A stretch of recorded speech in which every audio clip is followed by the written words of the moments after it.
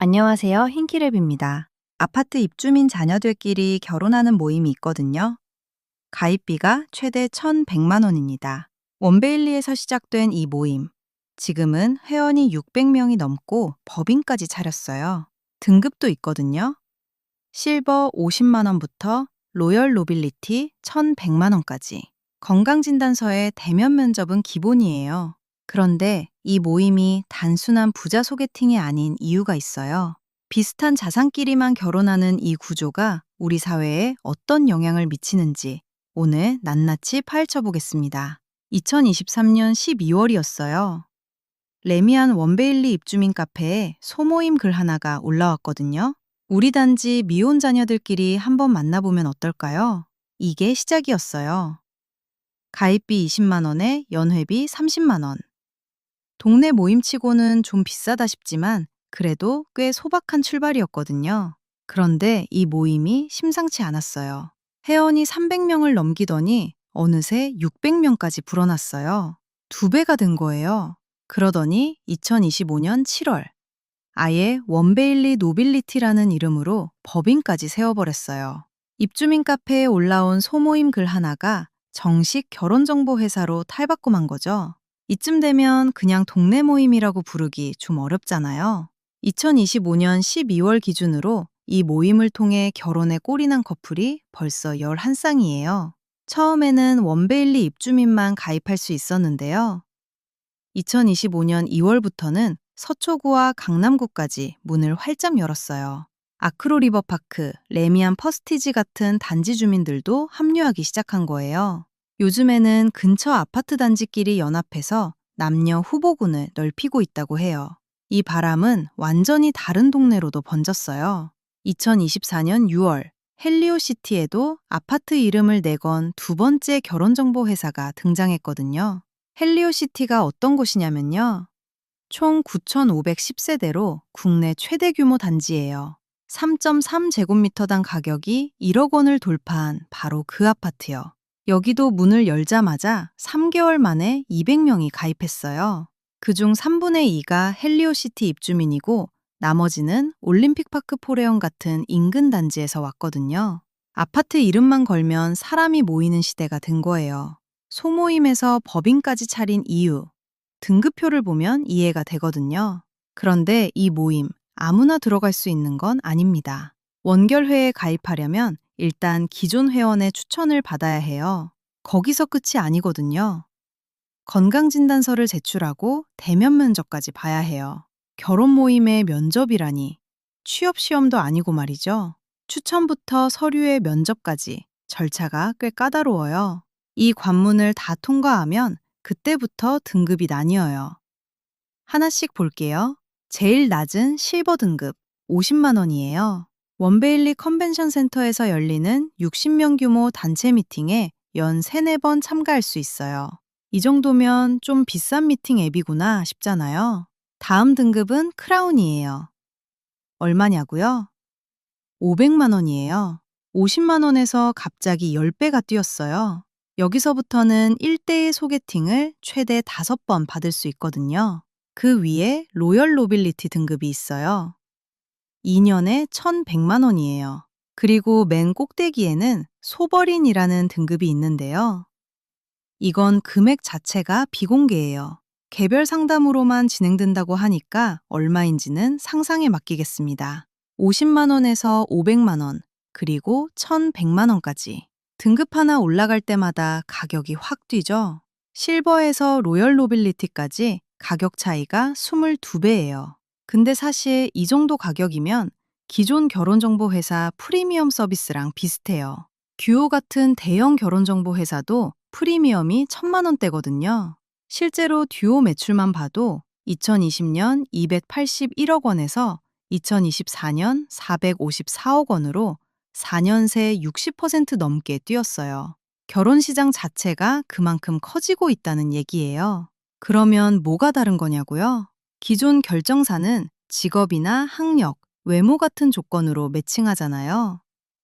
여기는 거기에 같은 아파트 단지라는 필터가 하나 더 붙어요. 애초에 비스터 자산 수준이 검증된 사람들끼리만 만나는 구조인 거예요. 같은 값이면 내가 사는 동네, 내가 아는 아파트 사람을 만나겠다는 심리인 거죠. 온라인에서도 결정사보다 저게 낫지? 라는 반응이 꽤 많았어요. 그런데 말입니다. 이 모임에 대한 반응이 좀 의외예요. 비난이 쏟아질 줄 알았거든요.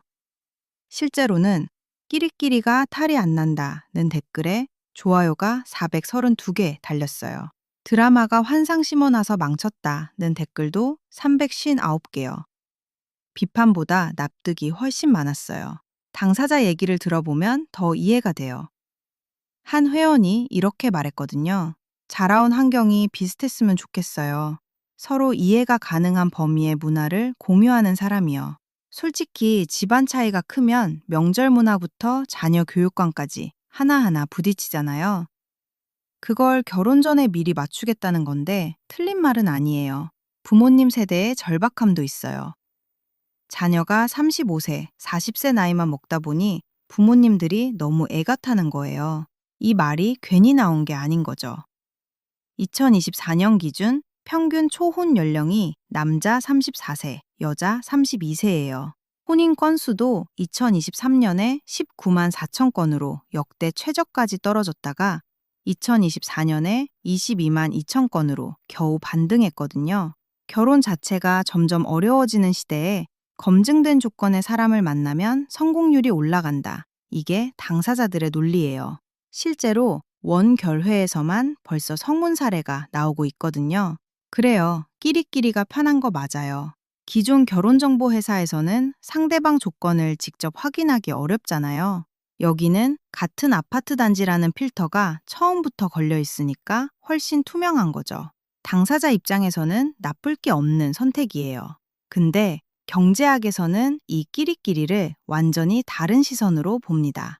비슷한 조건끼리 결혼하는 현상을 경제학에서는 동질혼이라고 불러요.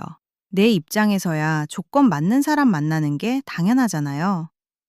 근데 이게 사회 전체로 넘어가면 얘기가 완전히 달라져요. 부자끼리 결혼하면 나랑 상관없다고요? 이 숫자 보시면 생각이 달라질 거예요. 미국 MBER 연구가 있는데요. 만약 부부 매칭이 완전 랜덤이었다면 소득 불평등 지표인 지니 계수가 0.43에서 0.34로 뚝 떨어졌을 거라는 겁니다. 지니 계수가 뭐냐면요. 0이면 모두가 똑같이 갖고 있는 거고 1이면 한 사람이 전부 가진 거예요. 0.09 차이가 별것 아닌 것 같지만 국가 단위에서는 어마어마한 격차거든요. 비슷한 사람끼리 결혼하는 것만으로 불평등이 이만큼 벌어진다는 뜻이에요. 한국은 더 심각해요. 순자산 지니 계수가 0.63으로 역대 최고치를 찍었어요. 자산 쏠림이 그만큼 급단적이라는 거죠. 구체적으로 보면 상위 10%의 주택 자산이 평균 13억 4천만 원인데 하위 10%는 3천만 원이에요. 무려 45배 차이예요. 이게 어느 정도냐면요. 하위 10% 가구가 집값을 한 푼도 안 쓰고 45년을 모아야 상위 10%의 집 한 채 값이 된다는 거예요. 게다가 한국 가구 자산에서 부동산이 차지하는 비중이 75%거든요. 우리나라에서는 아파트가 곧 자산이에요. 30대 직장인이 서울에서 전세를 구하려면 보증금만 수억 원이 필요한 시대잖아요. 그런 나라에서 아파트 이름으로 결혼 상대를 고르는 건 결국 자산으로 줄 세우는 거랑 같은 거예요. 한국은행도 경고했어요. 한국의 동질혼이 주요 선진국 수준으로 강해지면 가구 소득 불평등이 10%에서 최대 15%까지 더 올라간다고요. 소득 격차는 줄고 있는데 자산 격차는 역대 최고치를 찍는 나라에서 자산 기준으로 결혼 상대를 고르는 시스템이 퍼지고 있는 거예요. 한 사람 한 사람의 선택은 자연스러운 건데 그게 모이면 사회 전체의 격차를 벌리는 구조가 돼요. 아파트 결정사는 바로 그 구조의 가장 극단적인 형태인 셈이에요. 아파트 결정사는 개인의 합리적 선택이에요. 근데 그 선택들이 쌓이면 자산 격차를 더 벌리는 구조가 됩니다. 여러분은 어떻게 생각하세요? 끼리끼리 결혼, 개인의 자유일까요? 아니면 우리 모두의 문제일까요? 댓글로 의견 남겨주시고요. 영상이 도움이 됐다면 좋아요랑 구독 부탁드립니다. 감사합니다.